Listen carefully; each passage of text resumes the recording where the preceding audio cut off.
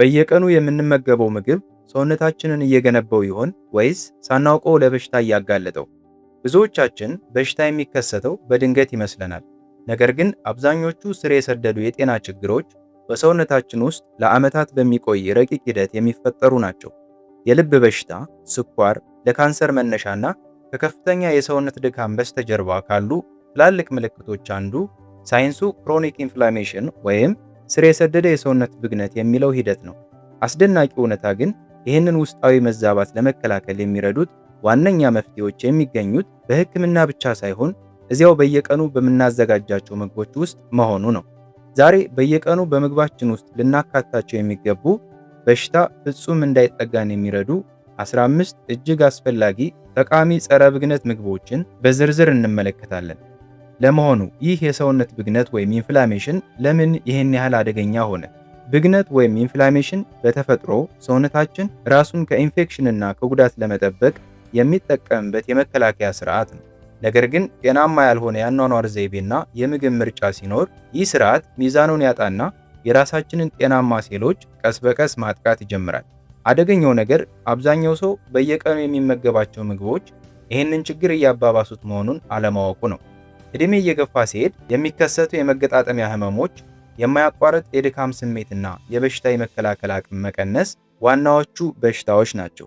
ነገር ግን ሰውነታችን ትክክለኛዎቹን አልሚ ምግቦች ካገኘ ራሱን የማደስና የመፈወስ አስገራሚ የተፈጥሮ ስርዓት አለው። ስለዚህ አሁን ወደ 15ቱ ጠቃሚ ምግቦች እንለፍ። ከዛ በፊት ግን ይህንን ጥያቄ ልጠይቃችሁ።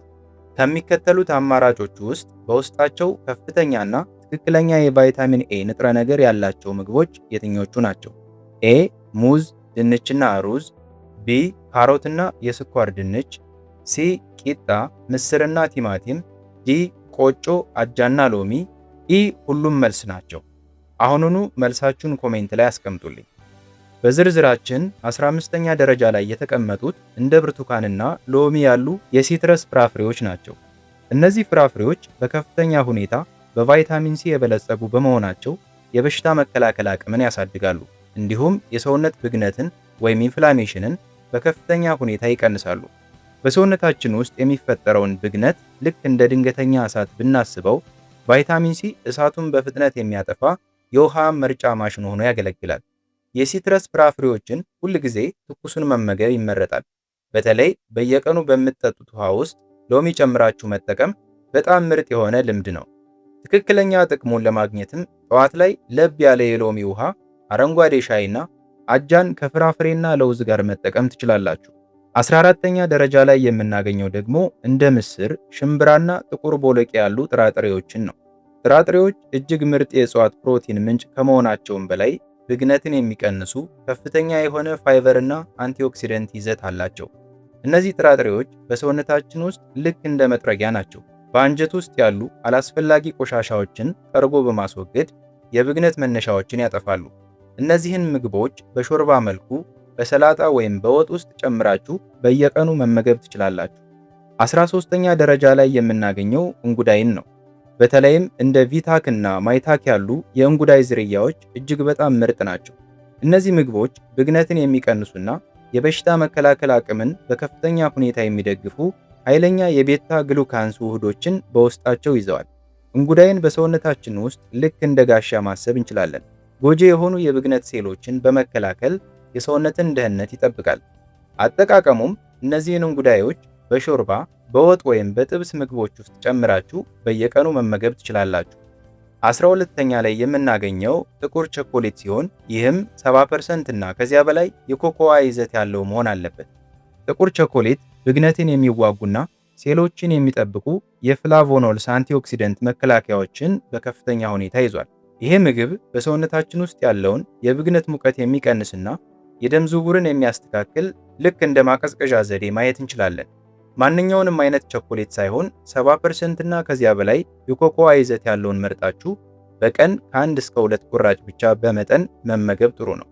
11ኛ ደረጃ ላይ የምናገኘው ደግሞ ቃሪያ ወይም ሚጥሚጣ ነው። እነዚህ ምግቦች በቪታሚኖችና ካፕሳይሲን በተባሉ ኃይለኛ አንቲኦክሲደንቶች እጅግ የበለጸጉ በመሆናቸው ብግነትን ለመቀነስና የብግነት ምልክቶችን በፍጥነት የሚያጠፋ ትልቅ መሳሪያ ነው።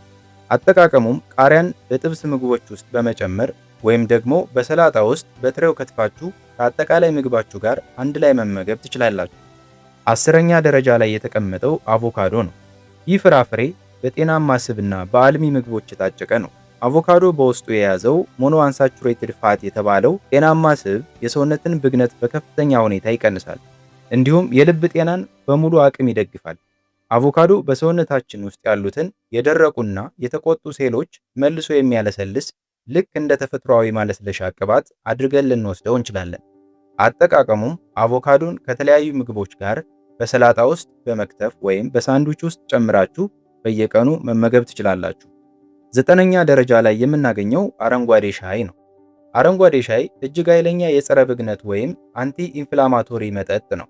ይህ መጠጥ ሴሎችን ከጉዳት በሚጠብቁና የውስጥ ብግነትን ሙሉ በሙሉ በሚያቀዘቅዙ ካቲቸን በተባሉ ኃይለኛ ንጥረ ነገሮች የበለጸገ ነው። አረንጓዴ ሻይ በሰውነታችን ውስጥ ያሉትን መርዛማ ነገሮች ጠርጎ እንደሚያስወግድ ልክ እንደ ንጹህ የውሃ ጅረት ማየት እንችላለን። በየቀኑ ከ1 እስከ 2 ሲኒ አረንጓዴ ሻይ መጠጣት ጥሩ ልማድ ሲሆን ጥቅሙ እንዳይቀንስ ግን ከመጠን በላይ ስኳር በፍጹም እንዳትጨምሩበት ጥንቃቄ ማድረግ ያስፈልጋል። 8ኛ ደረጃ ላይ የሚገኘው ነጭ ሽንኩርት ነው። ነጭ ሽንኩርት ተፈጥሯዊ የሰውነት በሽታ መከላከያ አቅምን በከፍተኛ ደረጃ የሚያሳድግ ድንቅ ተክል ነው። በውስጡም ብግነትን የሚቀንሱ ባክቴሪያና ኢንፌክሽኖችን በአስተማማኝ ሁኔታ የሚዋጉ የሰልፈር ውህዶች ይዟል። ነጭ ሽንኩርት በሰውነታችን ውስጥ ያሉትን ጎጂ ጀርሞችና መርዞች ፈልቅቆ የሚያጠፋ ልክ እንደ ተፈጥሯዊ አንቲባዮቲክ ማሰብ እንችላለን። ነጭ ሽንኩርት ጠንካራና እውነተኛ ውጤት እንዲኖረው ካሰባችሁ ሽንኩርቱን አድቅቃችሁ 10 ደቂቃ ጠብቁት። ይህን ስታደርጉ በውስጡ ያለው አሊሲን የተባለው ኃይለኛ ንጥረ ነገር በሙሉ አቅሙ ይለቀቃል። ከዚያም በኋላ በማር ወይም በምግባችሁ ውስጥ ጨምራችሁ መመገብ ትችላላችሁ። 7ኛ ደረጃ ላይ የሚገኘው እርድ ነው።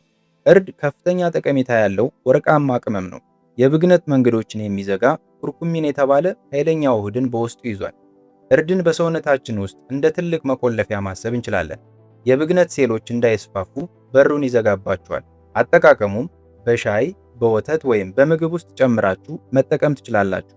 ነገር ግን ንጥረ ነገሩ በሰውነታችን ውስጥ በቀላሉ እንዲመጠጥ ሁልጊዜ ከቁንዶ በርበሬ ጋር አብራችሁ ብትጠቀሙት ተመራጭ አድርገዋል። 6ኛ ላይ የምናገኘው ቲማቲም ነው። ቲማቲም ስር የሰደዱ በሽታዎች ጋር የተያያዘን ብግነት ለመቀነስ በከፍተኛ ሁኔታ ይረዳል። ይህ ጥቅሙ የመጣው በውስጡ ካለውና ላይኮፒን ከተባለው ጠንካራ አንቲባዮቲክ ነው። ላይኮፒን በሰውነታችን ውስጥ ያሉትን የተጎዱ ሴሎች መልሶ የሚጠግን ልክ እንደ ግንባታ ባለሙያ ሆኖ ያገለግላል። አጠቃቀሙም ቲማቲምን በጥሬው በማብሰል ወይም በሶስ ወይም በሾርባ ውስጥ ጨምራችሁ መመገብ ትችላላችሁ። 5ኛ ላይ የምናገኘው የወይራ ዘይት ነው። የወይራ ዘይት የጸረ ብግነት አመጋገብ ቁልፍ አካል ነው። እንደ ተፈጥሯዊ ጸረ ብግነት ሆኖ የሚያገለግል ኦሊዮካንታል የተባለ ልዩ ንጥረ ነገር ይዟል። ይህ ንጥረ ነገር በሰውነታችን ውስጥ ያለን የህመም ስሜትና እብጠትን የሚቀንስ ልክ እንደ ፈጣን ማስታገሻ ይሰራል። አጠቃቀሙም በሰላጣ ላይ በቀጥታ በማፍሰስ ወይም ደግሞ 1 ወይም 2 የሾርባ ማንኪያ በቀጥታ መጠጣት ትችላላችሁ። 4ኛ ደረጃ ላይ ለውዝ ነው። ለውዝ በጤናማ ስብ፣ በፋይበርና በአንቲኦክሲደንት የተሞላ ነው። በውስጣቸው ያለው አልፋ ሊኖኖሊክ አሲድ የሰውነትን ብግነት ከመቀነሱም በላይ የኮሌስትሮል መጠንን ያሻሽላል። ለውዝ በሰውነታችን ውስጥ ያለውን የደም ስር ጤንነት የሚጠብቅ ታላቅ ምግብ ነው። በየቀኑ 1 እፍኝ ያህል በሰላጣ ወይም በቁርስ ላይ ጨምራችሁ መመገብ ትችላላችሁ። 3ኛ ደረጃ ላይ የምናገኘው እንደ ሳልመን ያሉ አሳዎችን ነው። እነዚህ ምግቦች በከፍተኛ ሁኔታ በኦሜጋ 3 ፋቲ አሲድ የበለጸጉ በመሆናቸው ብግነትን ይቀንሳሉ፣ የልብና የአንጎል ጤናንም ይደግፋሉ። ኦሜጋ 3 በሰውነታችን ውስጥ ያሉትን የብግነት ምልክቶች የሚያጠፋ ትልቅ ምግብ ነው።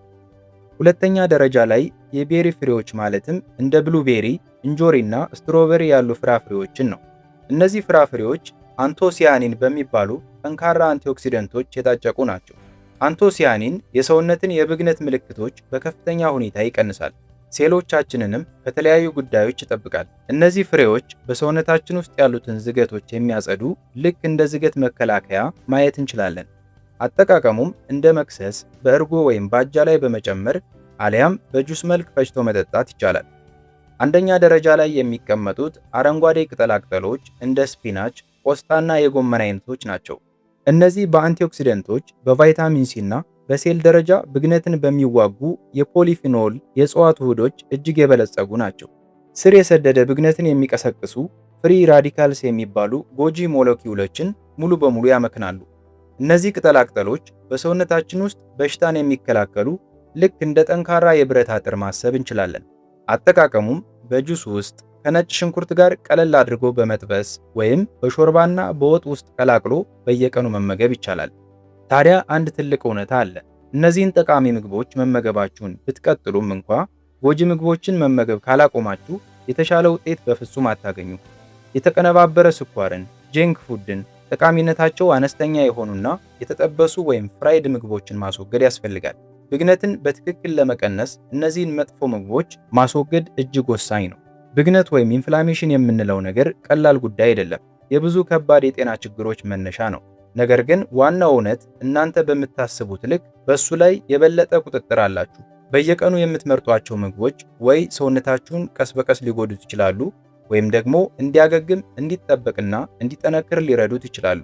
እነዚህን ጸረ ብግነት ምግቦች እንደ አረንጓዴ ቅጠላቅጠሎች፣ ፍራፍሬዎች፣ ጤናማ ስቦችና ተፈጥሯዊ ቅመሞችን በቀላሉ በዕለት ተዕለት ተግባራችሁ ውስጥ በማካተት ሰውነታችሁ በሽታን እንዲከላከል፣ የበሽታ መከላከል አቅሙን እንዲያሳድግና አጠቃላይ ደህንነቱን እንዲያሻሽል የሚያስፈልጉትን መሳሪያዎች እየሰጣችሁት ነው። ሁሉንም ነገር በአንድ ጀንበር መቀየር አያስፈልግም። በትንሹ ጀምሩ። በየቀኑ ከነዚህ ምግቦች ውስጥ አንዱን ወይም ሁለቱን በምግባችሁ ውስጥ ጨምሩ። በጊዜ ሂደት እነዚያ ትናንሽ ለውጦች ከፍተኛ የሆኑ ውጤቶችን ይፈጥራሉ። የኢነርጂ መጠናችሁ ይሻሻላል፣ ሰውነታችሁ ቀላል እንደሆነ ይሰማችኋል፣ እንዲሁም ስር በሰደደ በሽታ የመያዝ ዕድላችሁ በእጅጉ ይቀንሳል።